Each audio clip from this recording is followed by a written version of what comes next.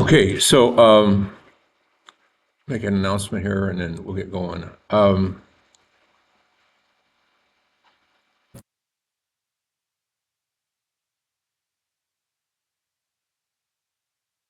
So today is the 25th.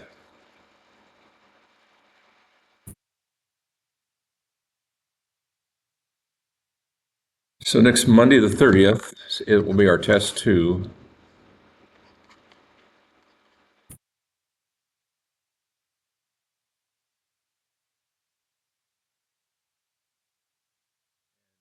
It'll be 8 problems. I haven't written it yet, but it'll probably, in my head, it'll be 8 problems. And 4 will be from the ones where we're looking at the homework 4 from EET 4450. Homework 4 from EET 4450, where we're converting from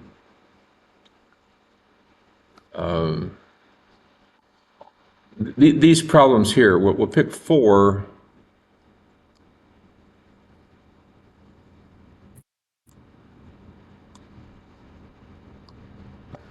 from homework 4.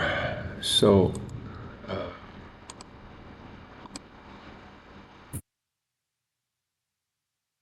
homework 4 of EET 4450, basically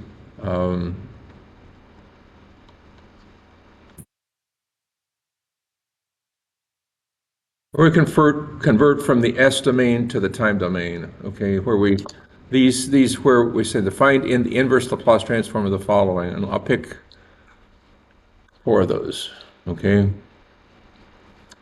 So this will be 4 of them, okay? I'll just go down through and change the numbers around, pick 4 of them, and I'm not going to do this part. I'm just going to do this part right here, where you're in the S domain and you're going to the time domain. And there's more down here. As you remember, if you went through these in 4440 or 4450, and if you haven't taken 4450 yet, this is the best practice you'll ever have for that course, because you'll be lined up to take that course very, very, very, very, very well. So this is the kind of stuff you'll get. 4 of them. And then you'll get 4 from the 50 that I've done here in this course, and that's from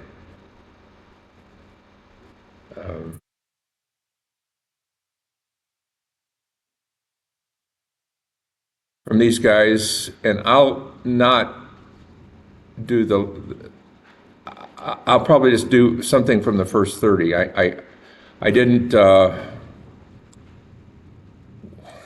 we've got a third test, and I knew this was going to happen. So 4 from problems 1 through 29 of the handout.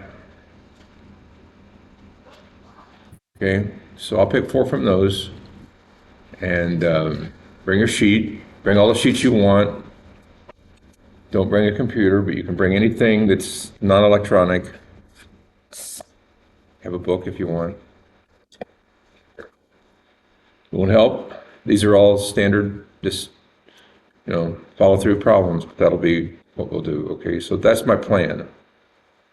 That will be what I'll try to do, okay? Now today I want to go ahead and go through some of these other ones. There's 53 or 54 problems that I have altogether, and we're up to 30. And you wonder what we'll do for the rest of the course after we get through this test. Well, we've got to go through those, and then we've got a little bit other stuff, but not a lot. This is pretty much it. So we get to this point and be able to do this sort of thing, and that's pretty much it. So do we have one more exam, or do we just have 5? I think the way I put it in the syllabus, you have a third test and then a final. You have 2 more. You have three more tests. There's, what did I say? 80. Let's look at the syllabus because I think there's 80 points. I wanted to spread it out. I didn't want to, on any one test, make it so hard that, one test would make the difference for you.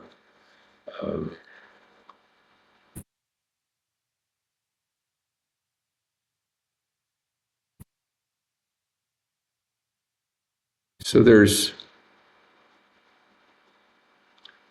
our exam 1, 2, and 3, 20% each, 20% for the final, 10% for quizzes, 10% for homework. Okay.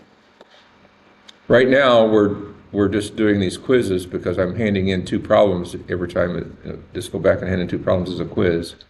So we're trying to fill some of these up. We've done this already. We've got a bunch of these already, and now we're trying to fill up something in this 10%. So you can get 10% here and 10% here, but these are the main points for the course, and I knew that. There's no labs. There's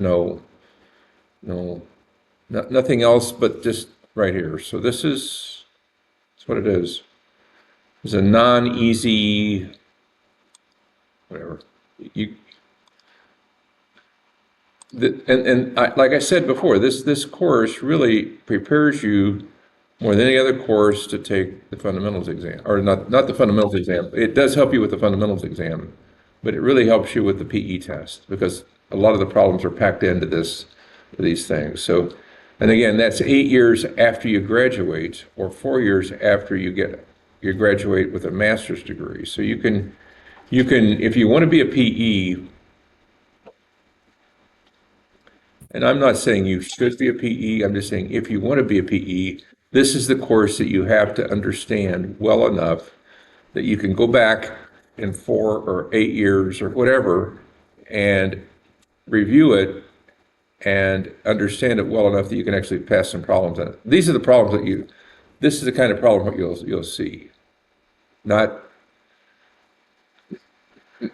it will be V equals IR, it'll be this kind of stuff. It'll be the S domain stuff. So you'll have to do some of this if you want to get that. It's just what it is, but that's where we're at. So for those of you who just came in, next Monday, 30th, 8 problems, test 2. 4 from homework, 4 from EET 4450, and I went through those just a second ago and showed everybody what I was talking about. I'll do it again. We're looking at test 2 and 4 problems from homework 4 from EET 4450, where you go from the S domain back to the T domain. Separation of variables. You check the sheet first, and if it's not on the sheet, you do a separation of variables. So that's 4 problems from that. And that will be pick 4 problems, change the numbers, and do that. Okay. You can almost predict what they will be. 1 or 2 will be simple, like simple factoring.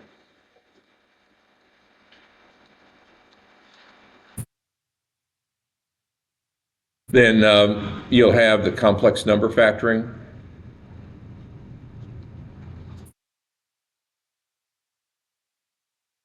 Then you'll have one with an S something quantity squared in the denominator. And then you'll probably have one with a combo of 2 of these. So that's your 4. Okay? And here, I don't know what I'll do, but I'll go from the chapter. My handout, which is replacing chapter 10, I'll pick 4 from problems 1 through 29, because we ended up on Monday working number 29. So we've worked 1 through 29, And so what we do today will not count. Okay? So you got today to kind of ascertain which ones of those would I ask. I won't ask all the hardest ones. I won't ask all the easiest ones. I'll change the numbers around. That's all I'll do. So be able to work some of these and then have your sheets ready so that you can kind of look through them and see how to do them. And that's about it. Not easy, but doable. And you can't get them done in an hour and a half, hour and 20 minutes or whatever. I'll give you extra time. So you'll have all the time you need.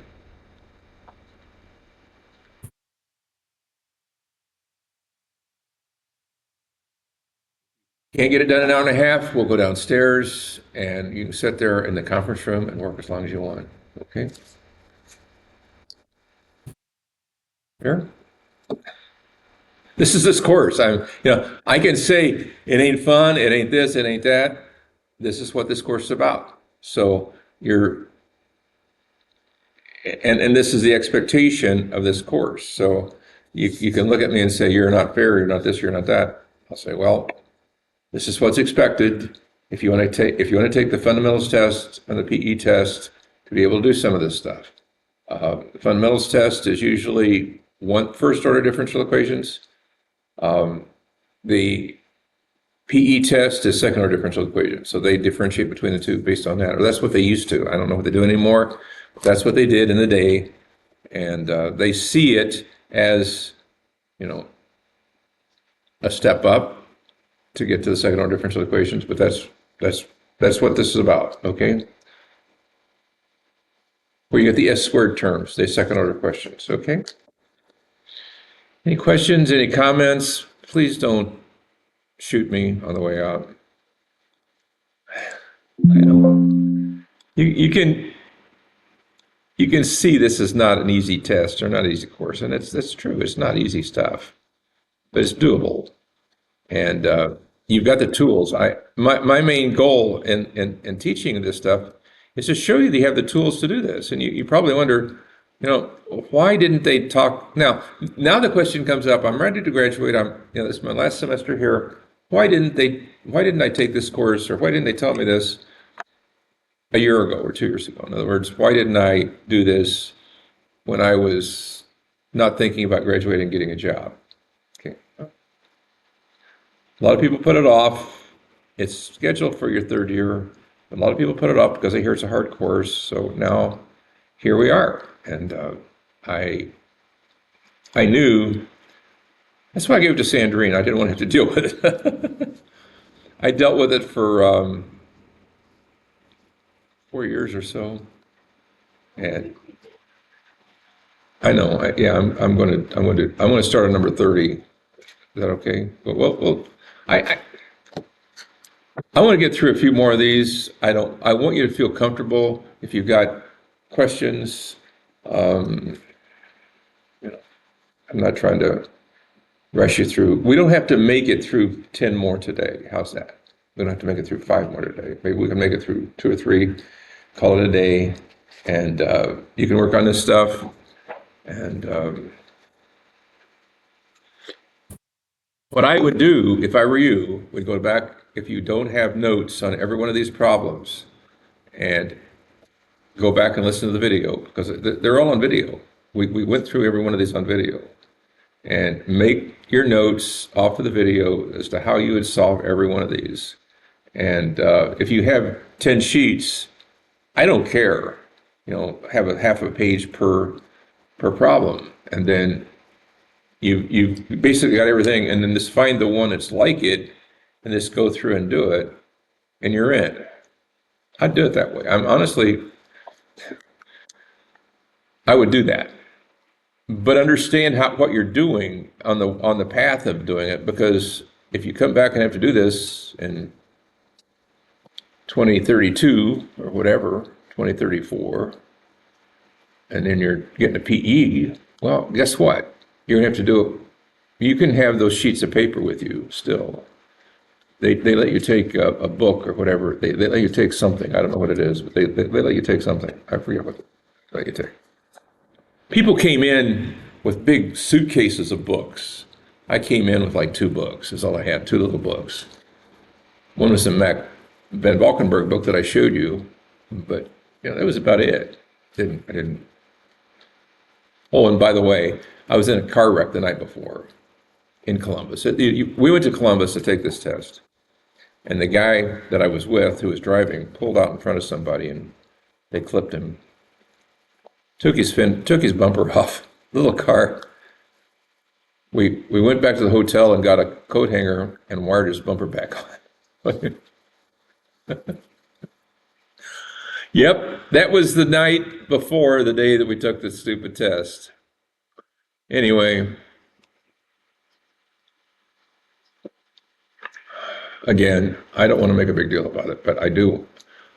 It's my job to prepare you, and then you do with it as you see fit. But this is where you're at. This is a 4T. And then you have 2, and then you have 1, and then you have 0.5. Okay? So, what do you do? Well, let's go back and change this colors and do this in red. Okay, so 4T is what, Ted? It's 4 over S squared. This is 2, this is S, and this is 2 over S. Now, what do they ask for? They ask for the voltage across this, so that they want V of T. Okay, so what is that? Well, after working a couple of these, I kind of like the 1 over 1 over rule. And you may be, which way would you rather go? Would you rather do the Norton and the 1 over 1 over rule, or would you rather, or the Norton and the R1, R2 over R1 plus R2, or would you rather do the straight out the 1 over 1 over rule? Any preferences? You have 2 choices here. You can turn this into a Thevenin and then just solve these 2 resistors, or you can say, I'll do the 1 over 1 over rule and then multiply it by that. So it's V is equal to I times R, and if you turn this into a voltage,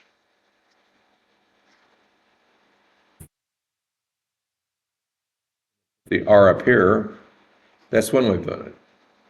That's called Thevenin. That's called Norton to Thevenin. And then all you got left is and then this. So you got left. Or you can just say immediately, I'm going to use I times these 3, combination of these 3, using the 1 over 1 over rule, and that gives me the same answer. And we proved it the other day that it did. We did it both ways. Which way would you rather see it done? Sarah? I think the 1 over 1 over rule is the best way to go. So you say, what is the resistance of this? Well, it's 1 over 2 plus 1 over S plus 1 over 2 over S, or S over 2. Okay? Now what you have to do here is get this into a common denominator. So it's basically 2S is the common denominator, so it's 1 over something over 2S, so it's S over 2S plus 2 over 2S plus S squared plus 2 S squared over 2. Whoops. No, I don't want that. I want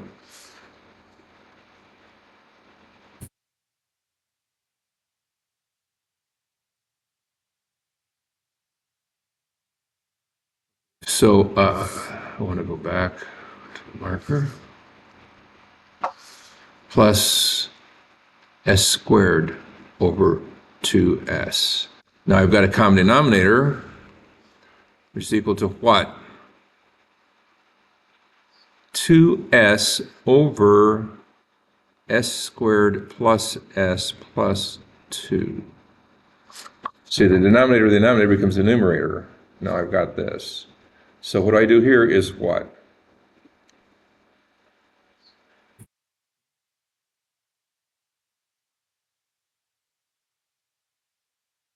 Say again? Do what? Right. Yeah, minus b. Yeah, very good. Okay, so you can check to see if you can do a factoring of this. Okay, and you can't. So if it was s squared plus 2s plus 1, that would be factorable, but it's not.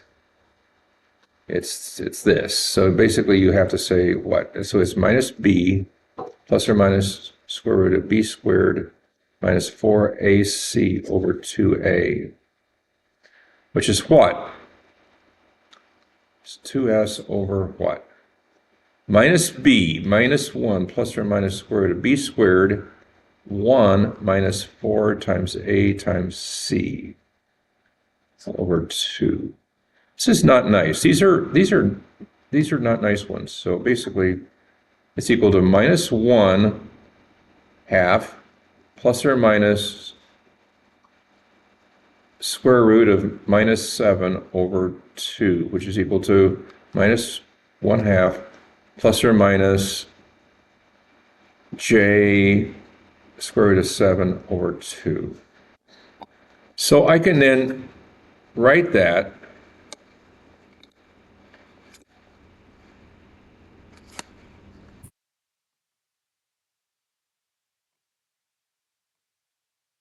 good.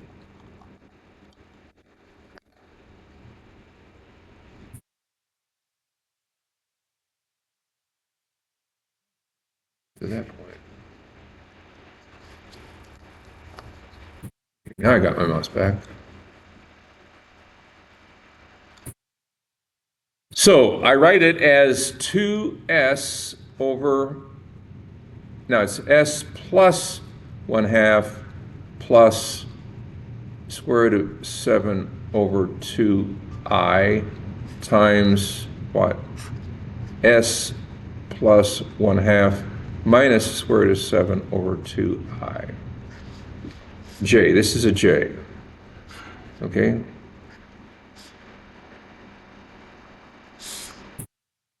Any questions about that? Everybody see that? Any questions so far? How do you get there? How do you get to the final answer? Now you get 2s over this whole thing is equal to k over s plus 1 half plus square root of 7 over 2j plus k star over s plus 1 half minus square root of 7 over 2j. So 2s is equal to k times s plus 1 half minus square root of 7 over 2j plus k star times that plus. Okay, so they cross multiply. Let s equal s, excuse me,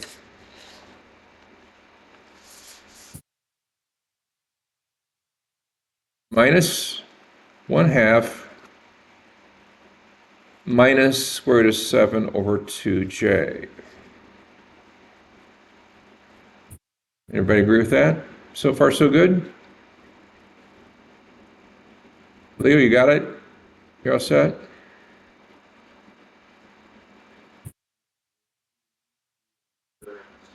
You let it equal whatever it takes to keep this one but knock this one out.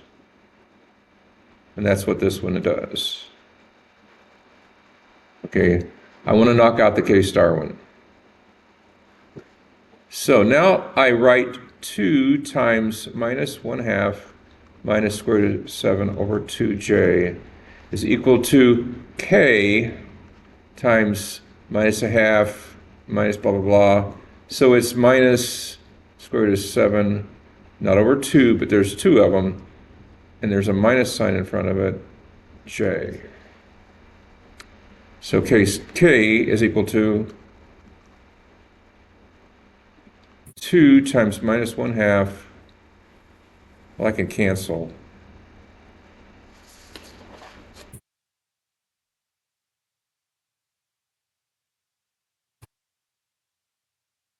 Cancel here.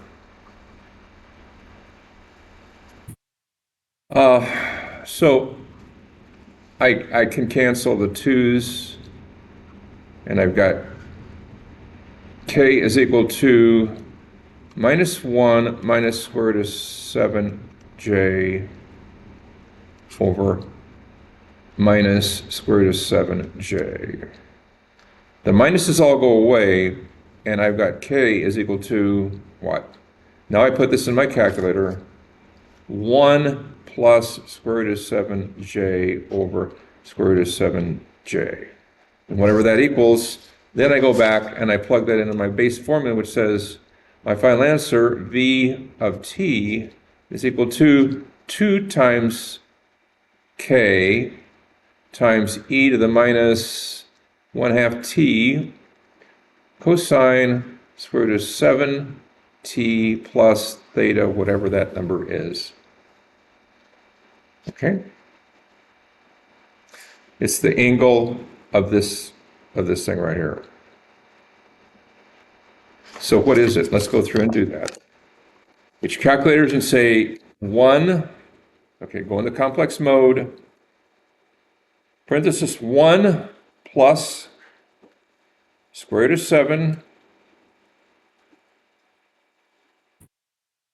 I divided by square root of 7 I equals 1 minus square root of 7 over 7 I. I want that in polar format. K is equal to 1.069 at angle minus 20.7 degrees. So the final answer is 2 times 1.069 e to the minus half t cosine of square root of 7t minus 20.7 degrees. You're done.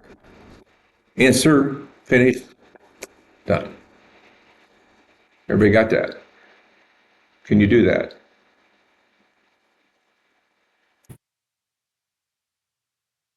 See if you can crank through this over here and get that number, because that's what you need. Yes? So I'm just confused where the 4 over s squared comes from. I forgot to multiply it by that, didn't I? I forgot to multiply, yeah, I'm sorry, you gotta multiply it for s squared. Yeah, you gotta do that. Yeah, you're right. You're right. So I've got to cancel 1, and then I've got this part plus that. I messed it up. Okay. Messed it up. Well, sorry about that. The split then uh, is equal to 8. 8 is equal to this plus a over s. Okay, and then you solve for that. That's the let's go back and do it right. I'm sorry.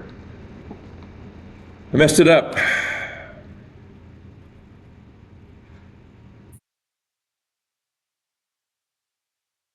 Back.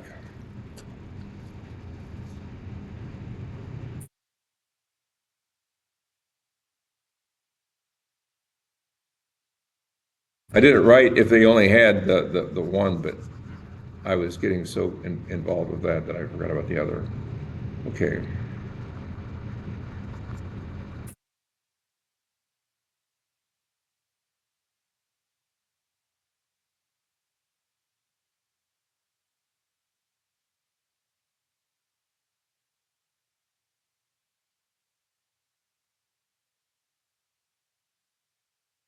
You're good.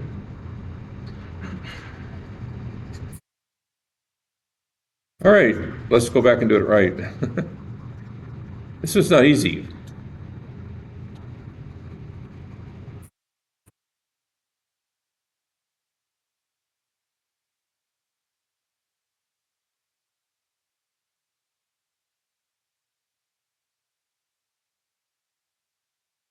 Now this, what I did and the splitting, a part of it is correct. But it it will not fall out the same numbers now because I had an 8 here. Okay, so my number here is 8 over s times s squared plus s plus 2, which is splitting into a over s plus k over this one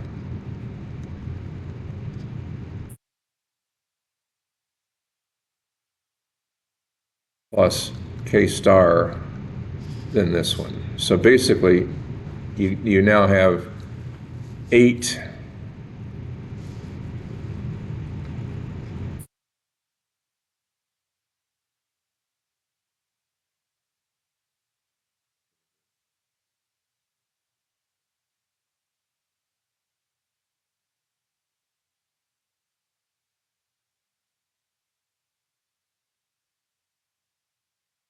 you have 8 is equal to a times s squared plus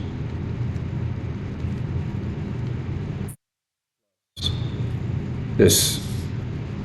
Okay, so plus k times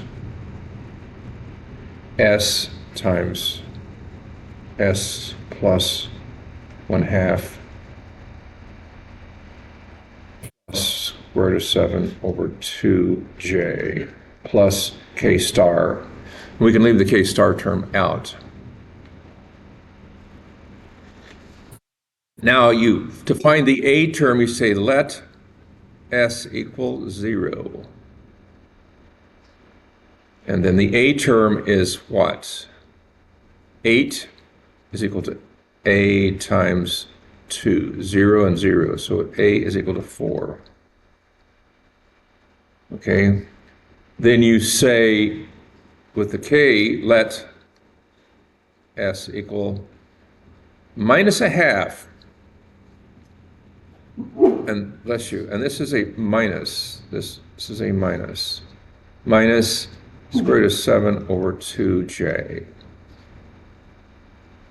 Okay, s plus 1/2 minus square root of 7 over 2j, and then s plus 1/2 plus square root of 7 over 2j.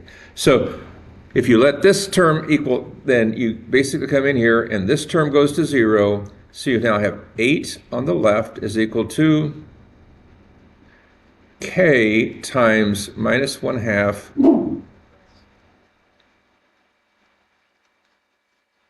times minus square root of 7j.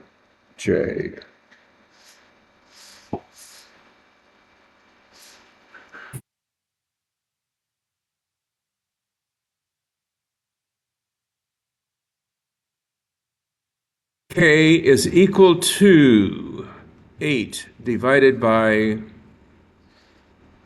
and the minuses all cancel each other. They don't cancel, but they multiply out. It's equal to 1/2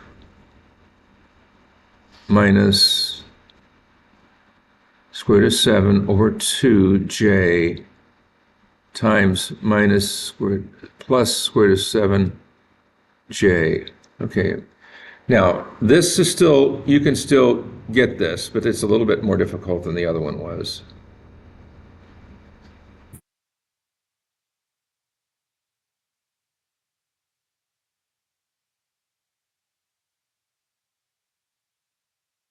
So you take your calculator, you get it in a complex mode, you see it's 8 divided by parenthesis, and then a double parenthesis, 1.5 and this is plus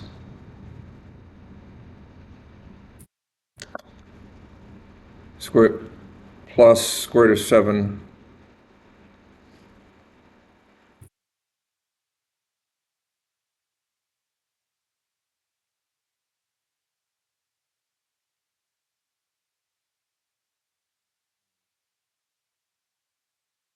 You got to be careful with this one. 8 divided by parenthesis, 0.5 plus square root of 7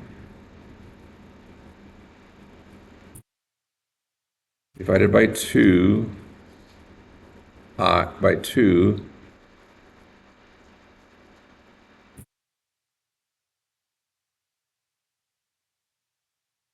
You got to be really careful.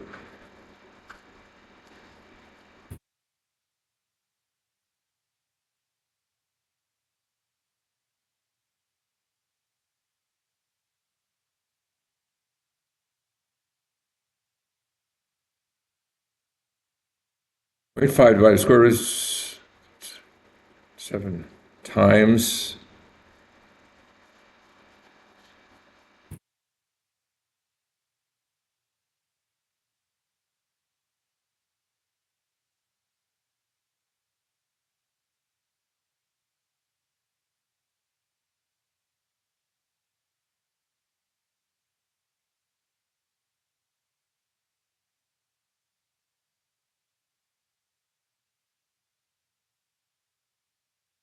It's going to be, okay, let's just do this part right here first and just get that number.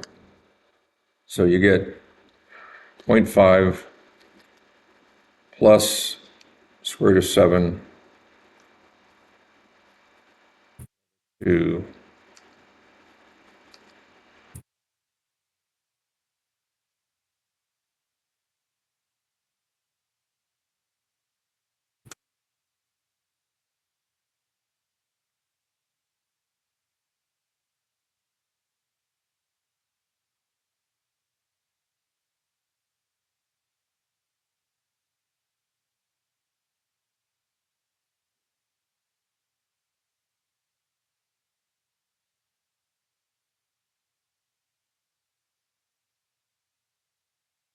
this is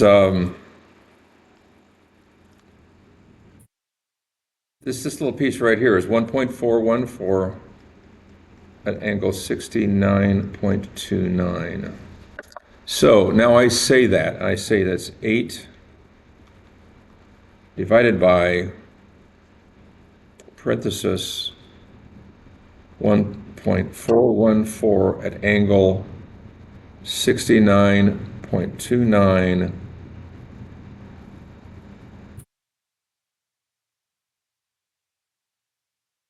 times square root of 7i.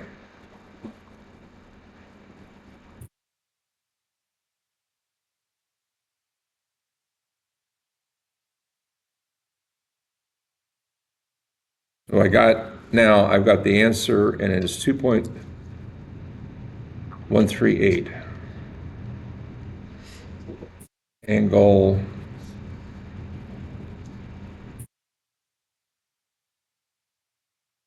minus 159.29.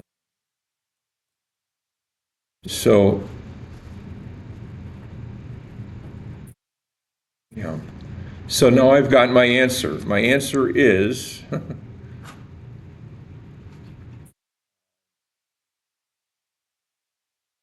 4 plus 2 times 2.138 e to the minus 0.5 t cosine of square root of 7 divided by 2 t minus 159.29 degrees. There's my answer. This is not easy to get. That's how you do it. Okay, does that make sense? Well, sorry about that, how long it took, but that's how you do it. Okay? That's exactly how you do it. Now, what is this one?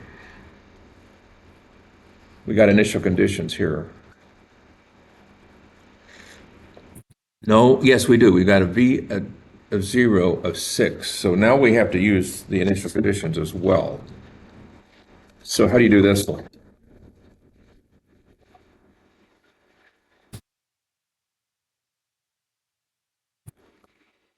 These are not easy.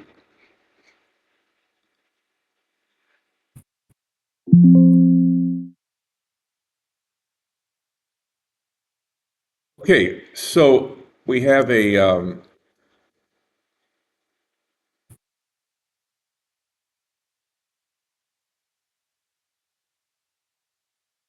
circuit of 6 volts,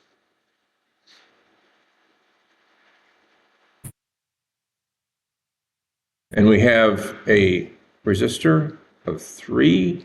We have an inductor of 1. We have a capacitor of 1.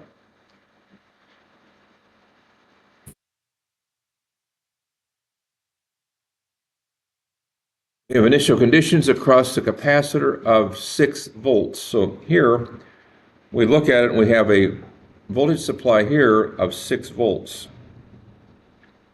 Plus to minus 6, and that will be, when we do the conversion, it'll be 6 over S. So let's do that. So this would be 6 over S. This is 3. This is 1S. This is 1 over S. And this is 6 over S. Now, what they want you to do is they want you to find the voltage across this, okay? And how do you do that?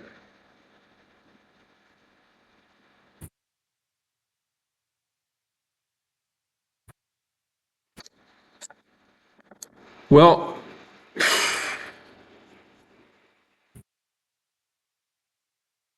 you have,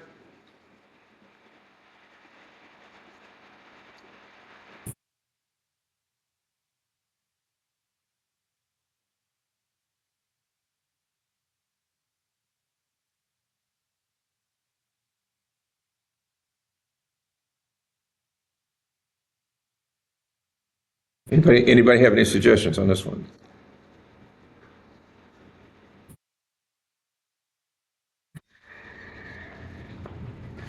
To me, it looks like it's just going to stay at 6 volts. Okay? Starts at 6, it's going to stay at 6. It looks like it's just going to stay at 6. Because you had 6 up to t equals 0, and that's what it's going to stay at 6. Okay? It's going to charge that thing up, it's going to stay at 6.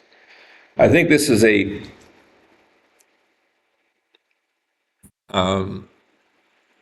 how do you want to say it?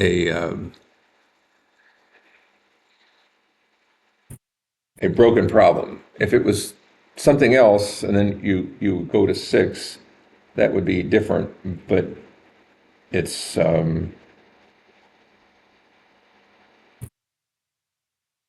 think it's going to stay at 6 volts.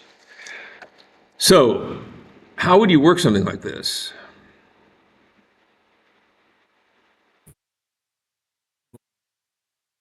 Any ideas?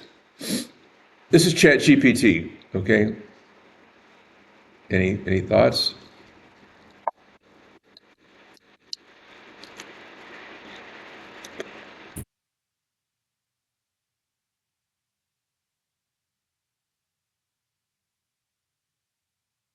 Here trying to figure it out myself, and I haven't done this one before. I have not run through all these problems before. But personally, I think it just stays at 6 volts. Okay?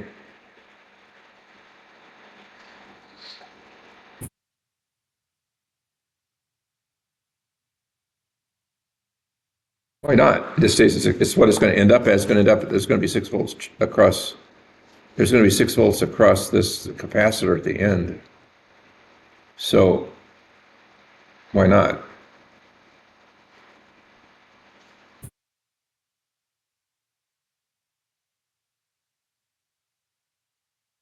I think it's just going to stay at 6 volts anyway. The classic way of working these is what?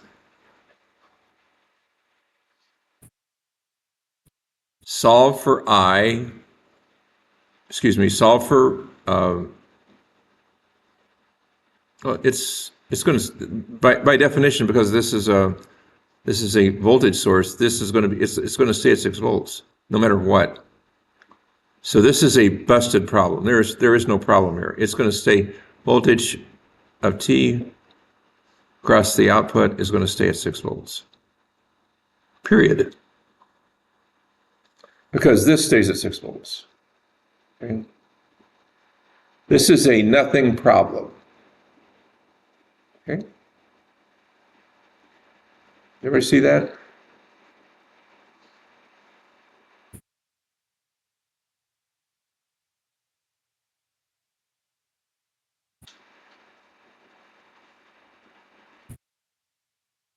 Anyway, enough on that one. I don't know why I got that one there, but this is a chat GPT-ism. They can float anything out there, and this is one that they floated out there that, why, I don't know. Anyway, problem number 31, probably will not be on anybody's tests.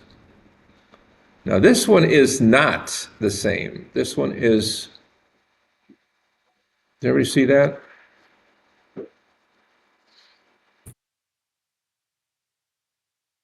This one is like the ones we worked before. I'm not going to work it again. This one is kind of like what we worked before. I'm not going to work it again. Now this is different.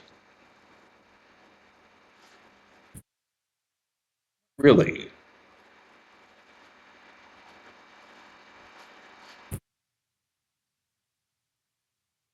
What do you do with this one?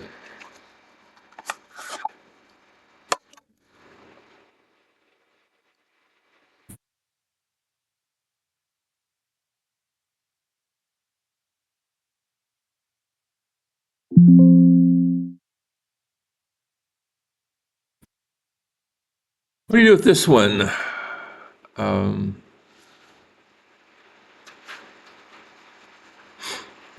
12, this is number 34. 12 U of t, which is basically a step function. 4, 6, and then that, 0.5 farads. So, what do you do with that one? Thevenize it. Okay? Make it a Thevenin circuit. So let's do that.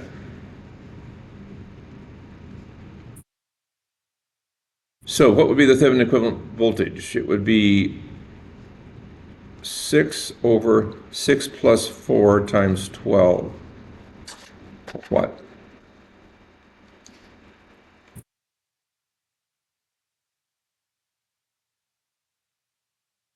$10.2 volts.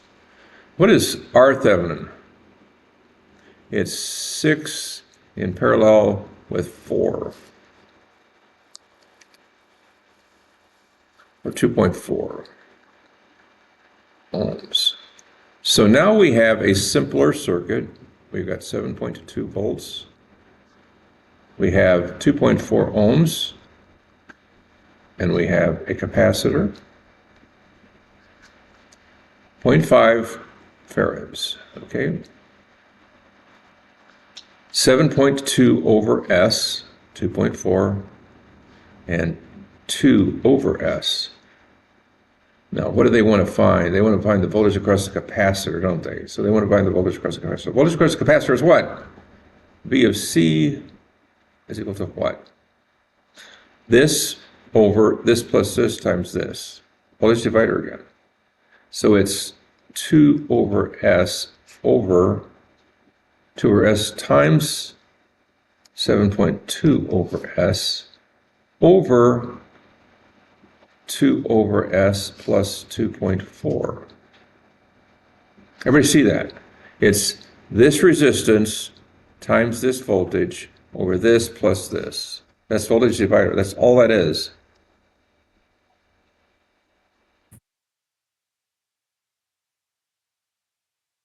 So what is the answer? It's 14.4 over S squared times what?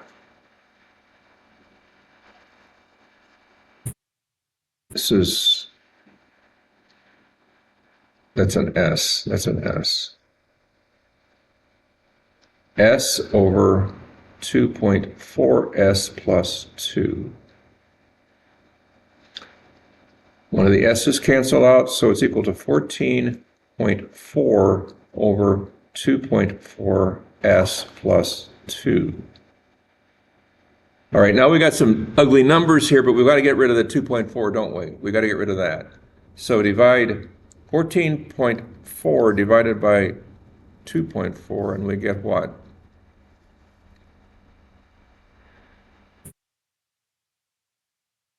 14.4 divided by 2.4 is equal to what? 6. So we get 6 in the numerator over S plus 2 divided by 2.4, or what? 5/6 or 0.833. Now, is this easy or not? This is my voltage across the capacitor. VC of T is equal to this. No, that's in VC of S, excuse me. What is it in T?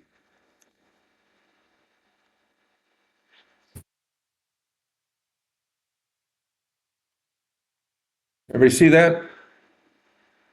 That's an 8.3. All right, could you repeat again how you got from the 14.4 over to the 6 over? I didn't. Okay, I need this as an S. I don't want 2.4S. I want, because why? My sheet says rule 2 S has to have a 1 in front of it. You divide by 2.4 in the numerator. 14.4 divided by 2.4 is 6. I didn't know that until I put it in my calculator, but I did. And I divided 2 by 2.4, and I come up with 6 over S plus 0.83. I get it into what rule 2 demands. Okay? And the answer is 6e to the minus 0.83t. This is an easy one. This is very doable. Okay? Why? Because you know voltage divider. You know the voltage divider rule from your resistive and reactive days. You've done it a million times. Okay? Now all you're doing is you're putting that S in there and then cranking it out. You're done. Okay? There's nothing new here other than the S part. Voltage divider stays the same. Combination of resistors stays the same. Everything stays like it's lockstep with what you had in resistive circuits, is except that now you've got an S in there. Okay?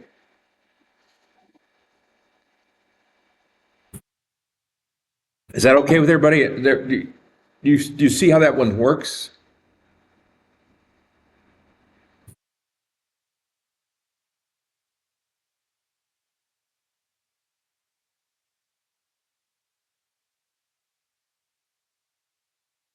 They just keep coming. I mean, this doesn't end, right? This is just the.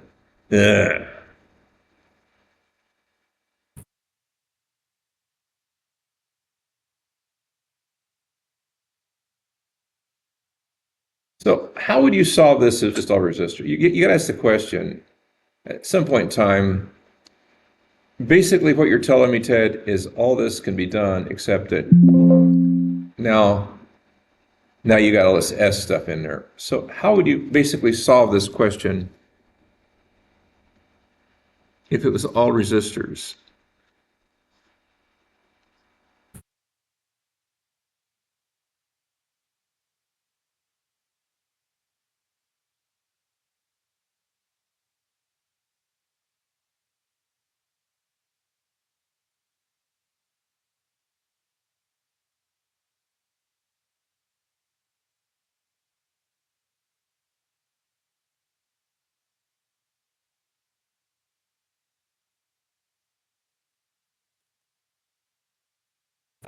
How would you solve it if it was all straight resistors? That's the question. I just do.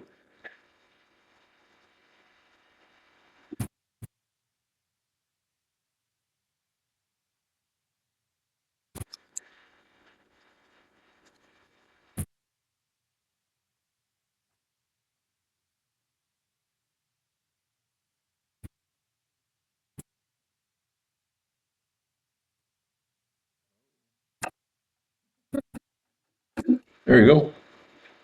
Something popped. Okay. Luke, how would you do this? If it was all straight resistors, no inductors, no capacitor, just straight resistors. How'd you do it? You what? Simplify those two? Yeah, exactly. You'd simplify those two, all right? Then you do voltage divider after you did that, right? And that's exactly what we're going to do. We're not going to change that.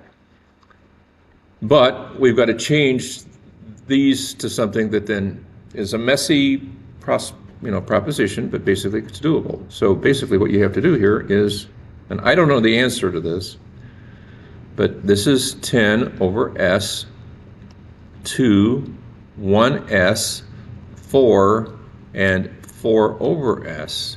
Now this you combine R1, R2 over R1 plus R2, which is equal to 4 times 4 over S over 4 plus 4 over S.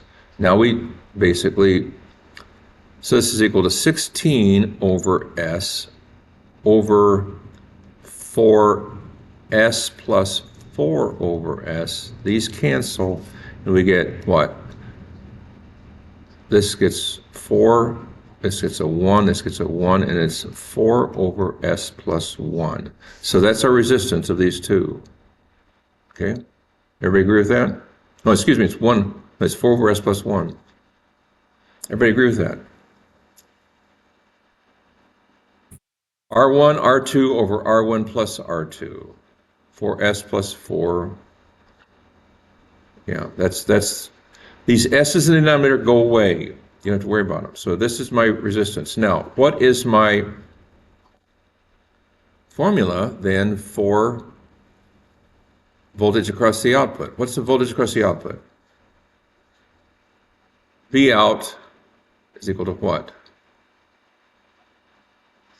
This resistance over the total resistance times this. So it's equal to 10 over S times 4 over S plus 1 all over 4 over S plus 1 plus 2 plus S. Simplified. And I know you hate to simplify these because these are not easy to simplify, but they can be. So now you have to do this. You have to say 2 times S plus 1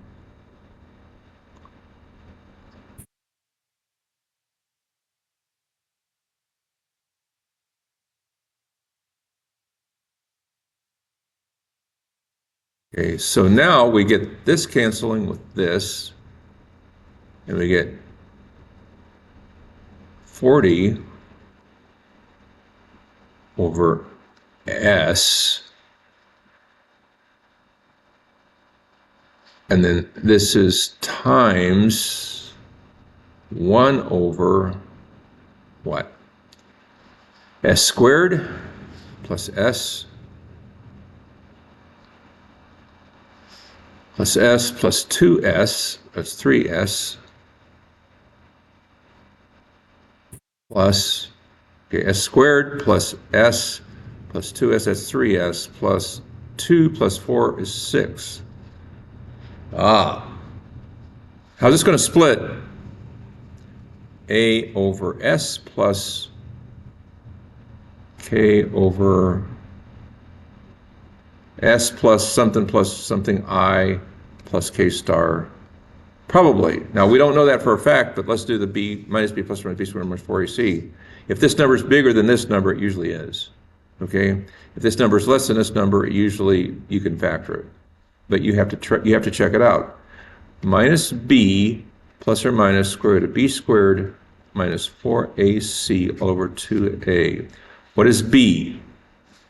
3. So it's minus 3 plus or minus square root of 3 squared minus 4 times a times c is 6 over 2a.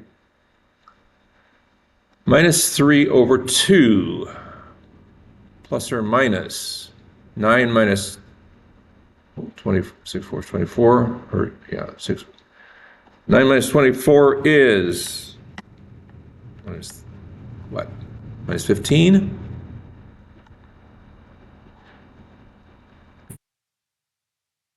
So it's a not nice number.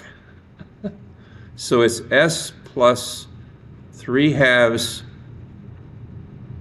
plus square root of 15 over 2j, k star s plus 3 halves minus square root of 15 over 2j. Now, how do you find the answer? Everybody agree with that? Is that right? Did I get it this time? Help. Did I get it right this time? Hopefully I did. Okay. Now, how do you find the answer? The a is easy. You let s equal 0. And then for the k, you have to let s equal s plus 3 over 2 minus square root of 15 over 2j. And you've got it. It's a calculation with a calculator that is a good calculator. You have to have this calculator or you will not survive this. But if you have this calculator, pretty straightforward, can be done. You got your answer. What's the answer going to look like? It's going to look like some kind of number, a plus 2k e to the minus 3 over 2t cosine of square root of 15 over 2 plus some angle. Okay? That's the answer. That's what it's going to look like.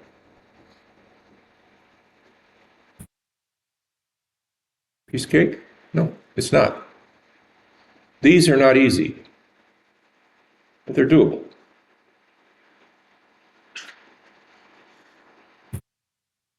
Okay, everybody kind of agree or help me. Zach, you got it? Kind of? Huh?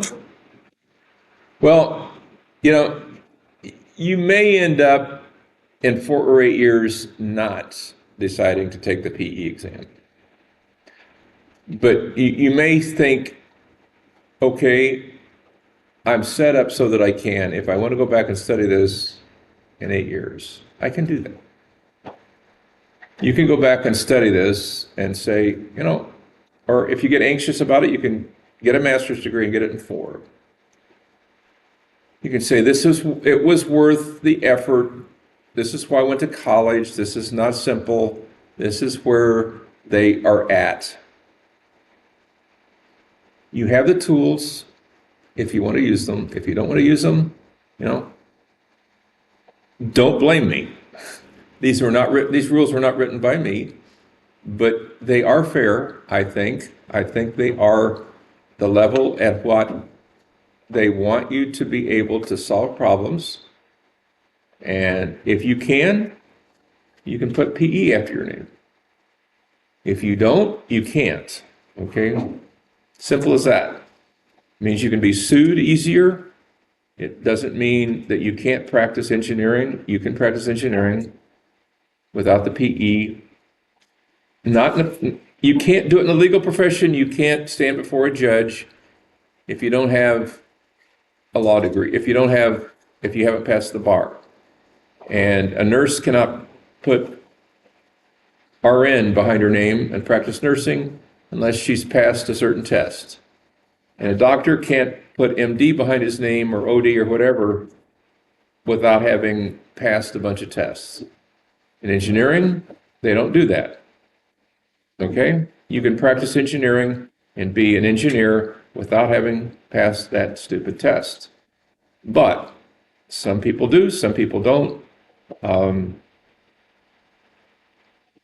I never batted an eye. I got through the EIT test without studying. And I was in good shape. I was, on my game, could work problems, kept up with stuff. So I was ready. At the end of my senior year, I took my EIT, or my fundamentals test. 6 years later, I decided I want to try for the PE test. I took it and I passed it first time, 90%.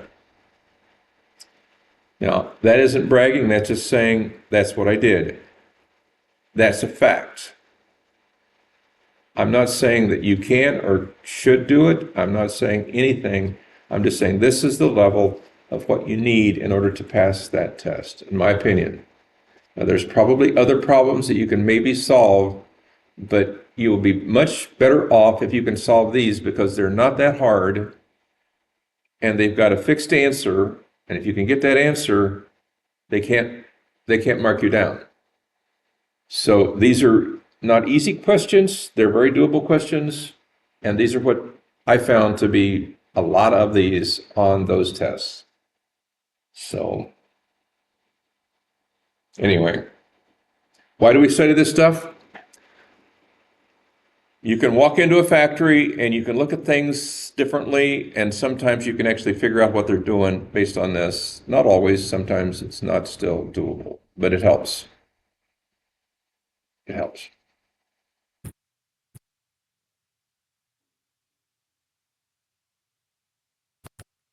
That's problem number 35.